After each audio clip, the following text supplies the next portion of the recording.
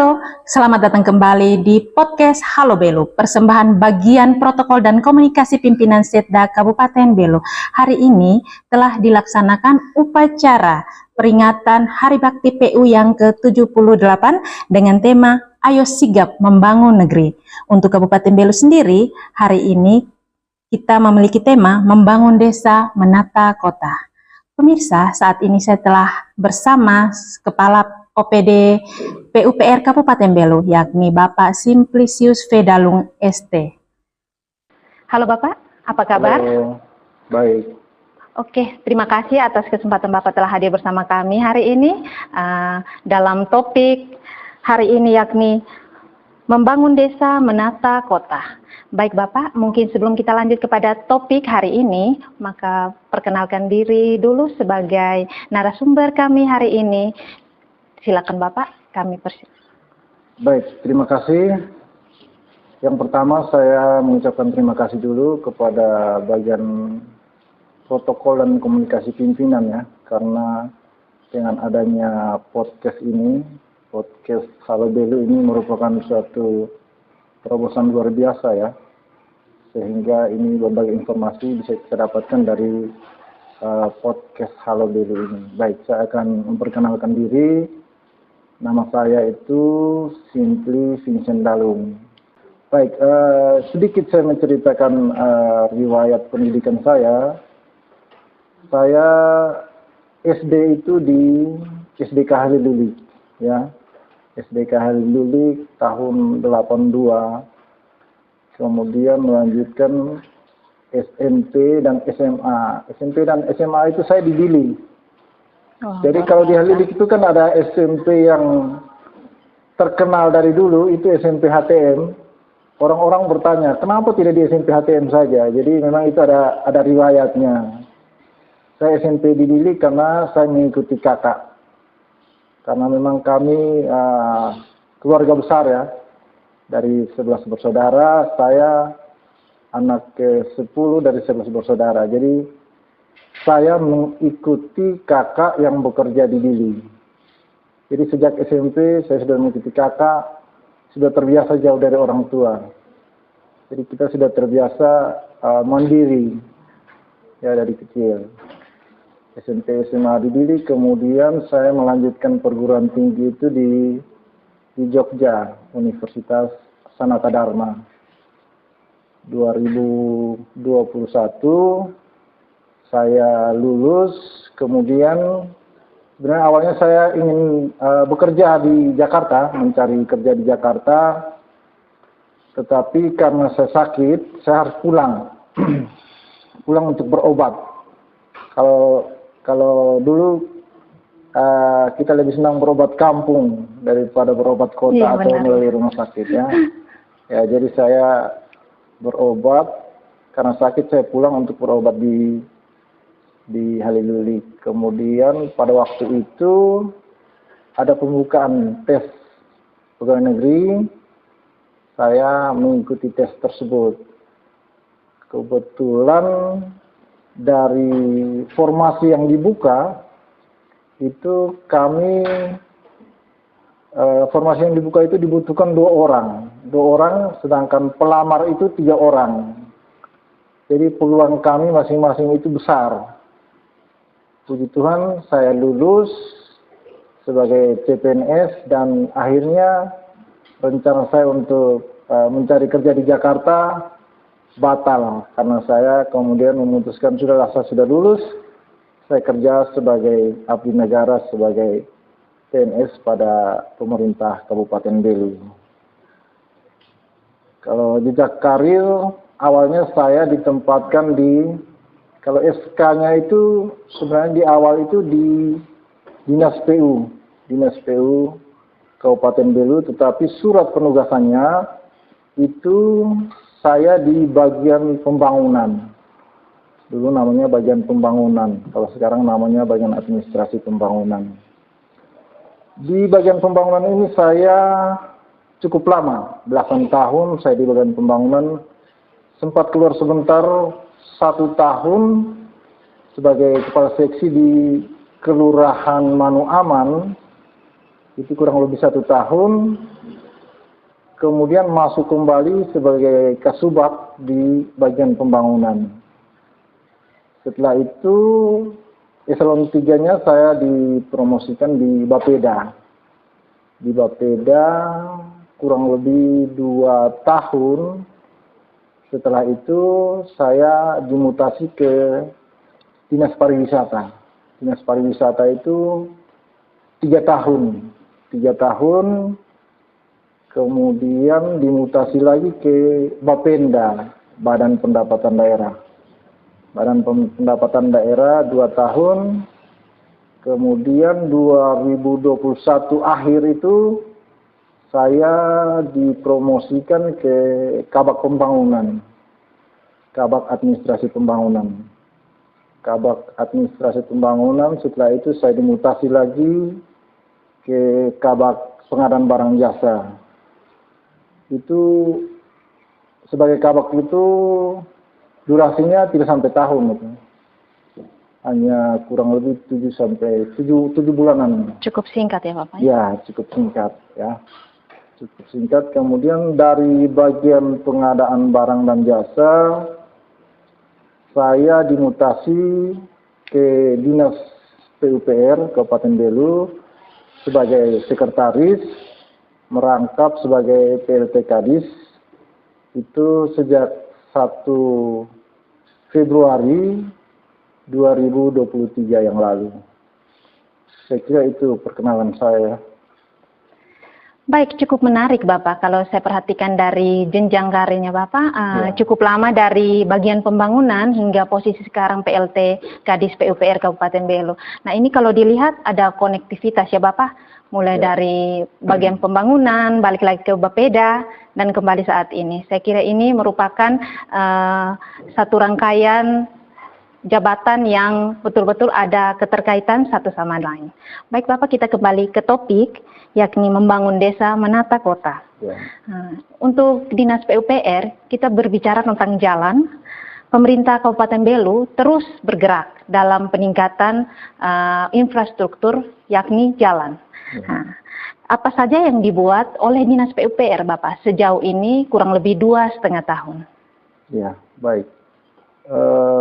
Dalam kurun waktu 2,5 tahun ini, banyak hal yang telah dilaksanakan oleh Dinas PUPR Kabupaten Belu. Dalam hal ini, membangun infrastruktur. Itu kalau kita berbicara khusus tentang jalan, memang intervensi anggaran yang paling besar di Dinas PUPR itu adalah intervensi dalam pembangunan jalan, pembangunan jalan, karena memang jalan ini mahal.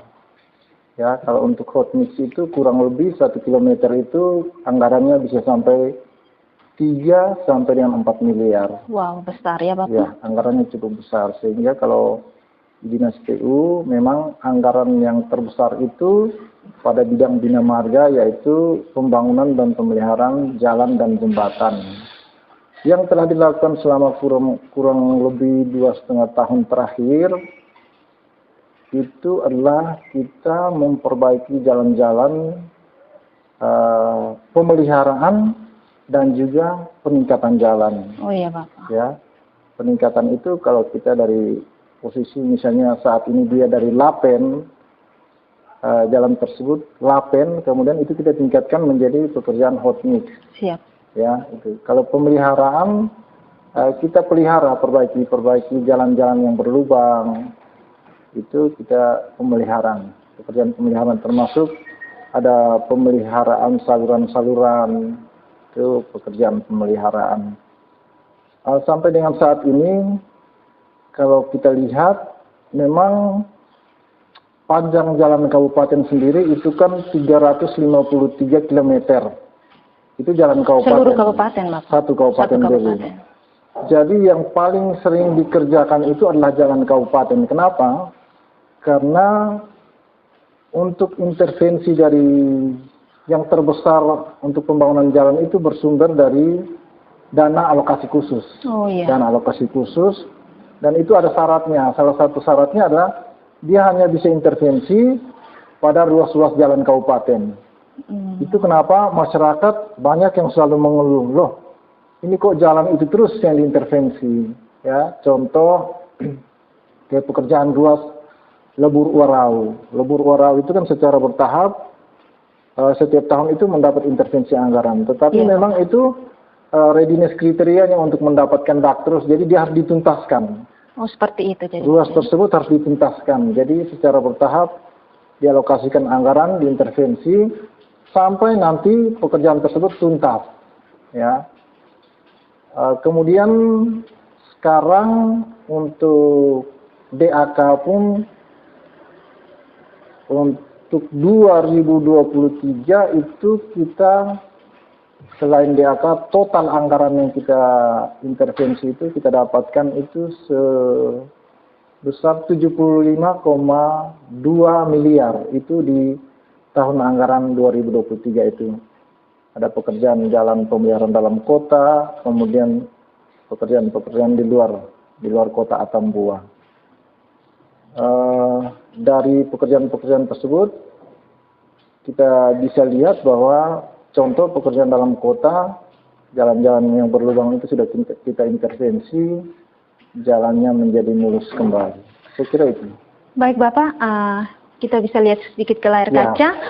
Di sini ada beberapa tayangan. Mungkin ini bisa dijelaskan Bapak, ini di daerah Belu di bagian mana Bapak? Baik, ini di arah utara di ruas Wedomuno lain yang merupakan intervensi dari dana alokasi khusus 2023. Oh iya begitu Bapak. Iya.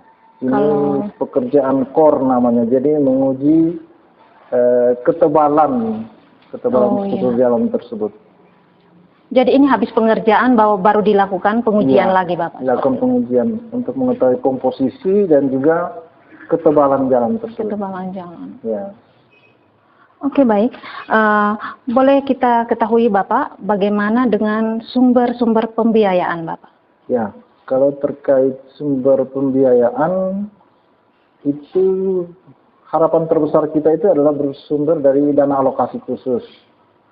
Setiap tahun kita mengusulkan perbaikan, peningkatan maupun pemeliharaan jalan melalui dana alokasi khusus. Tetapi dana alokasi khusus ini pun kita harus mempersiapkan secara baik, termasuk perencanaannya, desain dan draftnya untuk kita usulkan melalui Kementerian PUPR. Sebelum kita ke Kementerian, kita konsultasikan ke Balai Pelaksanaan Jalan Nasional itu di Kupang. Jadi kita konsultasikan, kita asistensi dulu di balai, kemudian baru kita bawa terus ke Kementerian PUPR. Dan untuk asistensi ini pun kita dalam 1 tahun itu asistensinya hampir 4-5 kali. Oh iya, jadi cukup panjang. Beberapa waktu lalu kita sudah mengikuti asistensi tersebut untuk pekerjaan tahun 2024 yang akan datang. Jadi Bapak, bahwa untuk sampai pembangunan jalan seperti ini sudah melalui banyak tahapannya Bapak. Mulai dari perencanaan hingga nanti evaluasi ya Bapak. Betul. Selanjutnya Bapak, dalam pekerjaan apakah masyarakat dilibatkan? Ya, terkait pelibatan masyarakat dalam pekerjaan, khususnya kalau kita berbicara tentang pembangunan jalan, ini kita minta rekanan untuk melibatkan masyarakat setempat, masyarakat lokal di mana jalan tersebut dibangun. Iya, Pak. Jadi mereka terlibat dalam pekerjaan-pekerjaan minor, contoh pembuatan saluran, ya, itu yang menggunakan tenaga-tenaga lokal. Dan memang dari penggunaan tenaga-tenaga lokal tersebut kita berharap mereka bisa mendapatkan, ya, meningkatkan ekonomi mereka. Tukang-tukang di kampung tersebut bisa bekerja untuk mendapatkan tambahan penghasilan untuk peningkatan ekonomi keluarga mereka. Artinya bahwa ini juga merupakan sebuah masukan pendapatan juga bagi masyarakat ya Bapak? Betul. Seperti itu. Baik Bapak, selama proses pengerjaan, apa saja tantangan yang dialami? Baik, tantangan ini ada 2 ya. Yang pertama itu dari internal kami, dari Dinas PUPR. Iya. Ini menyangkut kualitas sumber daya manusia maupun jumlah Personil. jumlah personilnya. Siap. Jadi yang pertama kita terbatas. Tahun ini sendiri untuk pekerjaan jalan itu adalah 17 paket pekerjaan jalan, dan karena keterbatasan kita kendala itu keterbatasan personil, Siap. kemudian kualitas personil juga, sehingga saya menyampaikan kepada teman-teman bahwa kalau dulu itu ada anggaran untuk mengikuti BIMTEK dan lain sebagainya, tetapi karena sekarang keterbatasan anggaran, saya minta teman-teman, ya sudah, kita belajar dengan apa ada. Sekarang kita mau belajar itu bisa di mana saja. Benar sekali, Pak. Bisa di mana saja. Yang penting kita punya niat, kita punya semangat untuk belajar. Belajar bisa dari mana saja, karena sekarang akses untuk internet itu kita bisa belajar dari mana saja.